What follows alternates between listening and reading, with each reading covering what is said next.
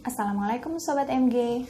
Jumpa lagi dengan saya, Maya Wagi, seorang sahabat yang akan bercerita, berbagi info, dan pengalaman pribadi tentang kesehatan tubuh kita.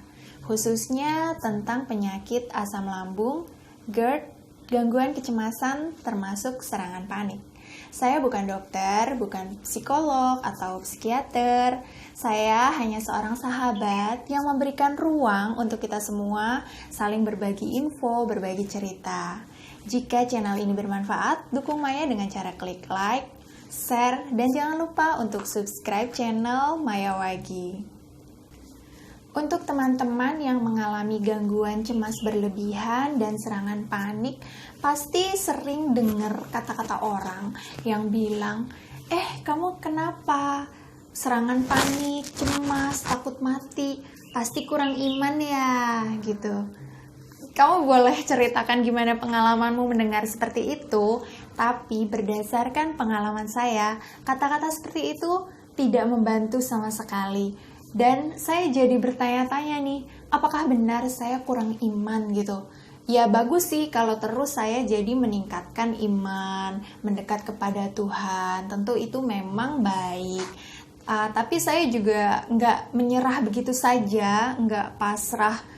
Apakah ini karena hukuman Tuhan karena saya banyak berbuat dosa seperti itu? Nggak langsung kayak gitu, tapi saya belajar, saya tanya psikiater, saya juga membaca banyak sekali artikel-artikel dari sumber terpercaya.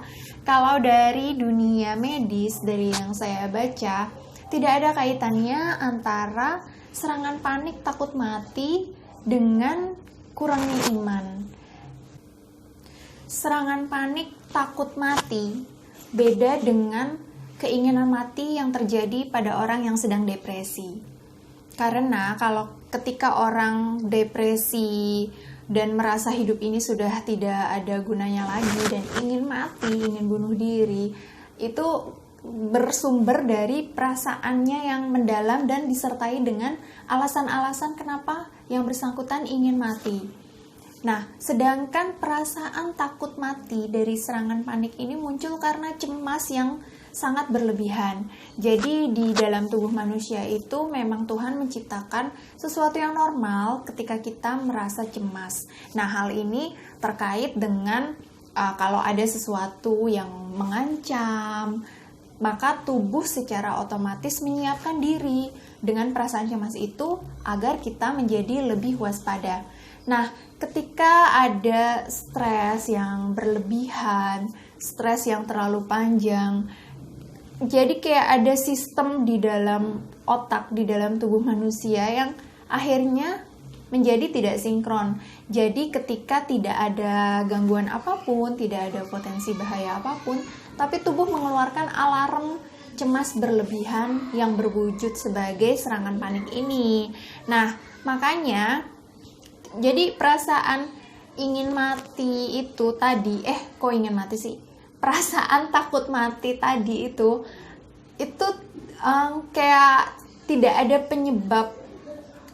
penyebab yang logis kenapa itu bisa terjadi. Sebenarnya apa yang kita takutkan gitu? Tidak ada hal yang mengancam jiwa. Misalnya kita lagi di tengah perang terus kita takut mati, itu kan wajar ya, tapi ketika kita sedang main ke rumah teman, tidak ada ancaman sama sekali, tiba-tiba muncul serangan panik dan takut mati, itu adalah salah satu sistem kerja di otak yang mana ada, kalau penjelasan dari psikiater itu, kayak ada hormon-hormon yang tidak seimbang. Nah, ini sebaiknya memang disembuhkan dengan berbagai cara ya, bisa minta pertolongan ke ahlinya seperti psikiater dan psikolog. Nanti akan mungkin kalau ke psikiater diberikan obat untuk penyeimbang antara hormon-hormon ini sehingga tidak muncul respon cemas berlebihan dan serangan panik takut mati. Lalu ada kaitannya tidak sih antara cemas berlebihan, serangan panik takut mati dengan kadar keimanan seseorang? Nah, karena saya beragama Islam, saya tuh percaya dengan kata-kata bahwa dengan mengingat Tuhan, hati akan menjadi tenang. Bahwa dengan membaca Al-Quran, hati menjadi tenang. Nah, saya juga mempraktekkan itu dengan beribadah. Psikiater saya juga menyarankan untuk jangan sampai lewat sholat 5 waktu. Jadi harus rutin sholat 5 waktu. Itu memang membuat tenang. Itu memang membuat tenang dan membantu dalam proses penyembuhan cemas berlebihan, anxiety, serangan panik, panic attack semacamnya. Tapi bukan karena kita kurang iman kemudian kita menjadi cemas berlebihan itu tadi gitu. Gimana sih cara jelasinnya? Pokoknya pengalaman saya begitu. Kayak karena saya sudah mengalaminya, jadi saya kayak merasakan iya, ini berbeda. Kalau misalnya ada yang bilang kurang iman, makanya kamu cemas berlebihan gitu. Tidak, bukan kurang iman gitu. Ini beda. Nah, ketika kamu cemas berlebihan dan mengalami serangan panik, kemudian kamu meningkatkan iman, itu memang akan lebih tenang, akan lebih baik. Seperti salah satu terapi yang menenangkan, bisa menyembuhkan gitu. Tapi bukan berarti ketika kamu serangan panik itu kurang iman. Nah, menurut pemahaman saya dan pengalaman yang saya rasakan seperti itu. Nah, saya juga memang sangat memperhatikan kadar keimanan saya. Gimana sih maksudnya? Maksudnya saya tuh sangat memperhatikan, misalnya saya lagi rajin beribadah, saya memperhatikan kondisi dari kejiwaan saya. Apakah saya merasa lebih tenang, ataukah saya merasa lebih panik, lebih stres, seperti itu. Dan itu memang berpengaruh. Jadi saya juga mempelajari tentang cara mengatasi cemas berlebihan dan serangan panik menurut Islam, seperti itu. Memang karena salah satu cara untuk menyembuhkan serangan panik dan cemas berlebihan adalah dengan rutinitas. Nah, rutinitas itu sendiri salah satunya adalah sholat 5 waktu. Itu kan rutinitas banget ya. Jadi jamnya sudah sesuai setiap hari dan sehari juga 5 kali, seperti itu. Nah, selain sholat 5 waktu, mungkin ada juga rutinitas yang lain seperti olahraga, makan teratur, seperti itu. Jadi pikiran tuh seperti kayak ada, kalau saya membayangkan seperti ada batu, lonjakan. Jadi hidup itu ada arahnya seperti itu. Jadi memang tetap harus semangat, tetap yakin, tetap tenang dalam menjalani kehidupan. Nah, ketika serangan panik dan cemas berlebihan itu datang karena tadi ada badai-badai hormon di dalam tubuh kita.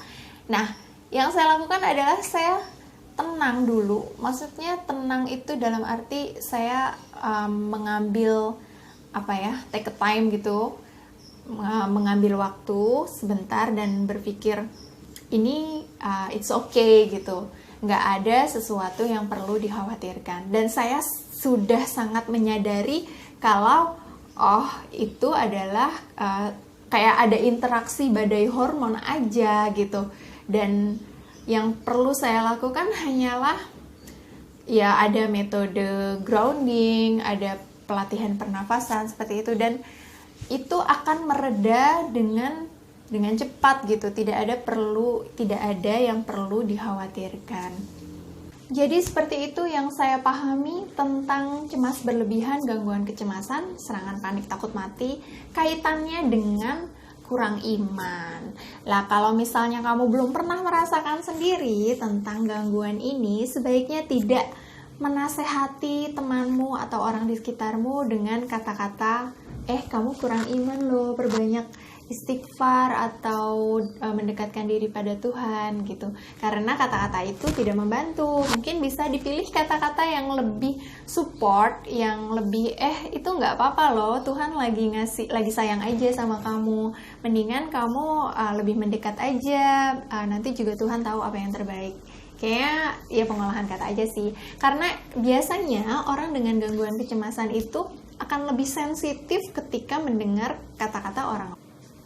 Nanti di video selanjutnya akan saya ceritakan lebih dalam tentang cara menyembuhkan cemas berlebihan menurut Islam yang sudah saya praktekkan. Terima kasih untuk Sobat MG semua yang sudah menonton video ini sampai selesai. Saya tunggu banget loh komentar-komentar kamu dan bercerita tentang pengalaman kamu. Biar kita bisa saling menyemangati dan sama-sama belajar.